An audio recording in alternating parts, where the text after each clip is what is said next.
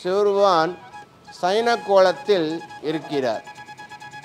இந்த ஸ்தலத்தின் விசேஷமானது அம்பாள் லலிதா திரிபுர சுந்தரி திவ்ய நாமத்தோடு பரபட்டாரிகா அப்படின்னு சொல்வதா போல், சாம்ராஜ்யதாயினி சொல்வதா போல், பரமேஸ்வரன் எல்லாமல்ல ஆதிசக்தியான லலிதா திரிபுர சுந்தரிக்கு ஆதார பீடமாக ஆசனமாக அமர்ந்திருக்கிறார்.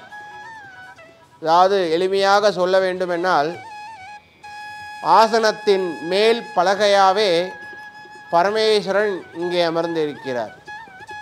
அந்த ஆசனத்தின் 4 கால்களாக அம்பாளின் வலதுபுறத்தில் மகாவிஷ்ணுவும் 4 முகத்தோடு பிரம்மதேவரும், அம்பாளின் இடதுபுறத்தில் சங்கரனும் 5 முகத்தோடு ருத்ரனும் அமர்ந்திருந்து, இவா 4 பேரும் 4 கால்களாக இருந்து அந்த ஆசனத்தின் மேல் பலகையாகவே எல்லாமல்ல பரமேஸ்வரன் ஆதிசக்திக்கே ஆசனமாக இஸ்தலத்தில் அருள்பாலிக்கிறார்.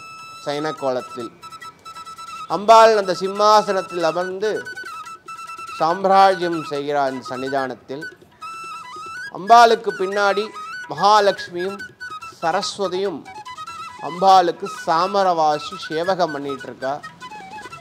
இந்த ஸ்தோத்திரமானது லலிதா சகஸ்ரநாமத்தில் சசாமர ரமாவாணி சவ்யதட்சிண சேவிதா அப்படின்னு நாமாவளி வரும்.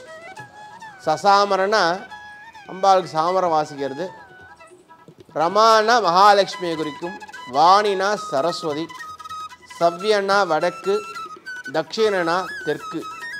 லக்ஷ்மியும் சரஸ்வதியும் வடக்கும் தெற்குமா நின்று அம்பாளுக்கு சேவகம் பண்ணிகிட்ருக்கா. அந்தமாரி நாமாவளி. அந்தமாரி இங்கே அம்பாளுக்கு பின்னாடி லக்ஷ்மி சரஸ்வதியும் சேவகம் பண்ணிகிட்ருக்க ரூபத்தில் இருப்பாள்.